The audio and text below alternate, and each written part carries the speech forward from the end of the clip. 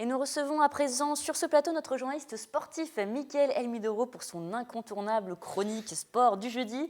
Bonsoir Mickaël. Bonsoir Florane. Alors dites-nous quel est le thème de votre chronique aujourd'hui. Alors aujourd'hui c'est une chronique sport un petit peu particulière, je vais vous parler d'arbitrage. Matteo Biancucci, 14 ans et il est arbitre depuis 2 ans.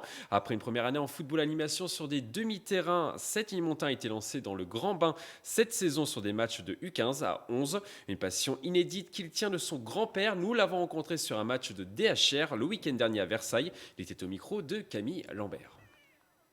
En fait, des fois, quand il venait chez moi, il me racontait un peu ses exploits. Et du coup, ça m'a plu, puis je voulais essayer. Et du coup, j'en suis là maintenant. Alors comment il a fait pour devenir arbitre, Mickaël? Alors pour devenir arbitre, le jeune Matteo a reçu une formation. Il s'entraîne également 2 fois par semaine, le mardi et le jeudi. Objectif, être au plus près des actions pour mieux analyser les situations du jeu. Il nous donne donc les qualités pour être un bon arbitre. Il faut de l'endurance. Ensuite, aussi, il faut être attentif à ce qu'ils disent les observateurs du district ou de la ligue. Ça dépend à quel niveau on est situé.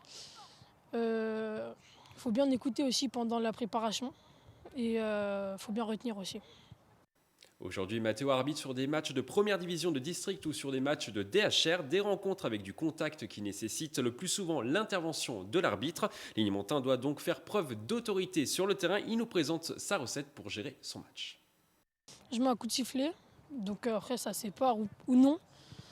Et puis si les joueurs ne se séparent pas et que ça commence à partir en bagarre, je suis obligé de sanctionner et de les exclure.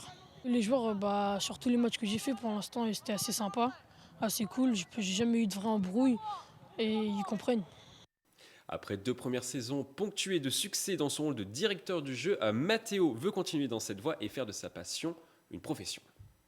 Mon but à moi, c'est d'être professionnel.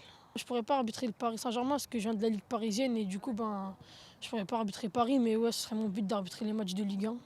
Matteo pourrait peut-être devenir dans les prochaines années le futur Clément Turpin. Les amateurs de football le connaissent forcément. L'arbitre issu de la Ligue de Bourgogne a été désigné en 2009 le plus jeune arbitre international de FIFA à seulement 26 ans, Florane. Eh bien, on lui souhaite la même réussite, mais c'est singulier, Mickaël, à cet âge, on veut toujours devenir footballeur, et lui a fait le parti de devenir arbitre. C'est surprenant, mais C'est bon, c'est son choix. Voilà. Vous nous Et dénichez peut-être des perles. peut-être qu'il arbitrera le PSG, peut-être plus tard, Peut-être. ou l'Olympique de Marseille. Nous verrons, nous suivrons son parcours. On va à présent